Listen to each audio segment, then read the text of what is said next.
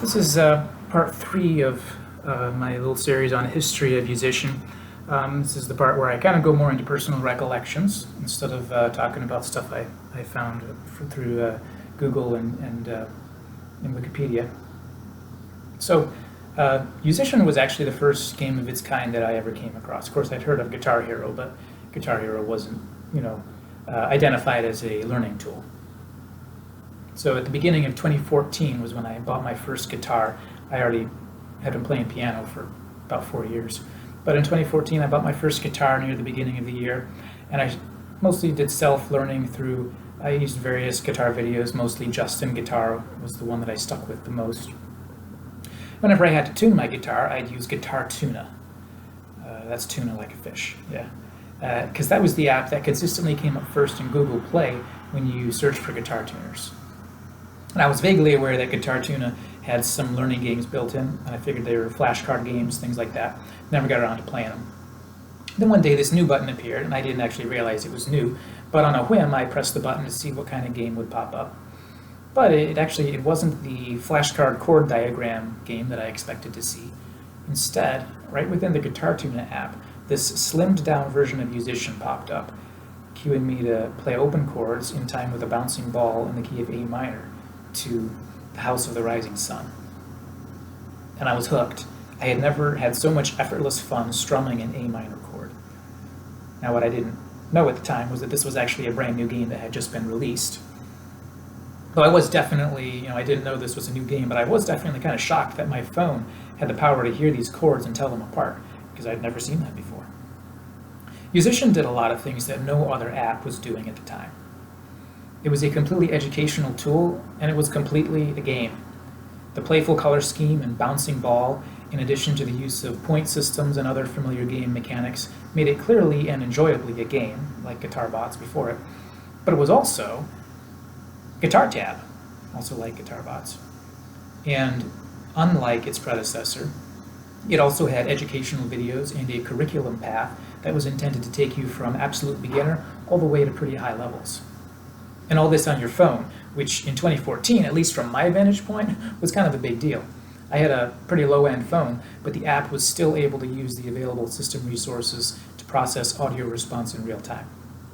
For my part, I was blown away at first, and I was using Yousician consistently for a good while, which was especially convenient for me since I was still a pretty new guitar player. After a while, though, I did begin to be disillusioned with the concept. As an acoustic guitar player, at the time I wouldn't end up getting my first electric for a good long while.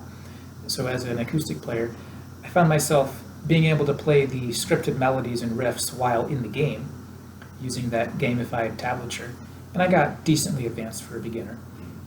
But apart from getting a little better at open chords, I was no better as a guitar player, apart from the game, than I was before.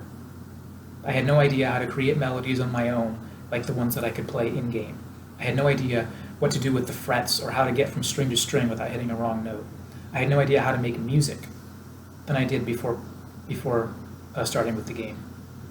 It was like the game had turned me into a fairly functional punch card reading machine. But then when the punch cards were removed, the machine just sat and hummed to itself. Now, of course, the plus side was that I had learned tab without any hard work. But I didn't know what it meant, musically speaking. Whereas at that point, I could sit down at the piano and play something from my head or from sheet music. On the piano, I could identify theory elements within chords and melodies. But the numbers and lines on the Yousician tablature were meaningless to me, like a foreign language.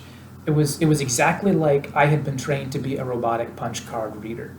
Or you could say kind of like the old player pianos from the 1800s where you would feed in this piano roll and then the keys would play by themselves. It was kind of like I was trained to be one of those, but it was all meaningless. It was a foreign language. So I slowly lost interest in Yousician and eventually just stopped playing. I preferred to learn guitar on my own rather than learn game-specific skills that at the end were kind of useless and limiting. By this point, Yousician had added its first feature, if I remember right, which would have been the ukulele mode. And I'm referring to my memory because it's pretty hard to find information online about the history of app changes within Yousician. So most of the stuff from this point about the gradual changes in Yousician are going to have to be from my own memory, because I couldn't really find much online about the progress of development. When ukulele was added, it didn't impact me a whole lot because I didn't have or want a ukulele. But it did make sense from a marketing standpoint. First off, what would be the easiest and least expensive instrument for the developers to add? The instrument that basically functions the same as guitar in terms of gaming, if for gaming purposes. So they could have the same old tab layout, same gaming style, same everything, even the same songs. All they had to do is hire somebody to produce the instructional videos, and of course do all the technical things. Later, I also realized that probably the biggest benefit to adding ukulele may have been in terms of market audience. So by adding ukulele, as I see it, they kind of expanded their audience from just the guitar players and the wannabe guitar players. And they expanded it from that audience to also include people of all ages who don't have a guitar. After all, how many people are there browsing the App Store who own a guitar and are interested in playing it, versus those who may be browsing the App Store and they don't have a guitar or want one, but their little sister maybe has a dusty ukulele sitting in a corner, or maybe they could just go buy their first ukulele for $40 just for kicks and giggles because of this cool app that kind of looks funky and fun, you know? Now, it was actually the next add-on that was the one that got my attention. So it seems like it was probably a year or two later, hard to tell exactly how long it was, but they added piano mode, and that was the one where I instantly got excited.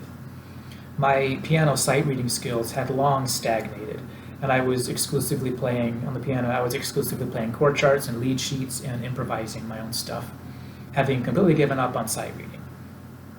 But with Yousician, sight reading moved from being the least interesting way to approach piano to being one of the most fun. Though I hate to admit it, I really have to give Yousician the credit for rekindling my interest in reading traditional piano sheet music, even though at that point I already had plenty of reasons that I could tell myself why it would improve my improvisation and everything else I was doing if I could, just be a little better beginner at sheet music. After Yousician for Piano was released, I would consistently spend 15 minutes a day, which is the limitations of the free version. I'd spend that 15 minutes on the school piano at the end of every work day before going home. I was a janitor at a school. So I would trudge into that room, exhausted, ready to go home, but I'd trudge into that room and sit down for 15 minutes, which incidentally is actually the best practice method for somebody who's busy. And Yousician forced me to do that. It's the best practice method because studies show that binging is bad for your musical growth. Binging versus spending 15 to 30 minutes a day if you can actually be consistent, because of the way your brain takes in the information it's learning, the way it builds new skills. If you spend 15 minutes a day, you'll improve way more than if you spend an hour on a weekend here and there, or if you spend 3 hours on a weekend. And in Yousician, you're not allowed to binge unless you subscribe, which is kind of cool. Eventually, I came to a point where, in that early version of the piano curriculum, I hit a solid brick wall. So this happened when they jumped the player instantly from fairly reasonable music, and they jumped straight to these dreadfully impossible Bach pieces with the left and right hands playing completely different melodic lines at the same time.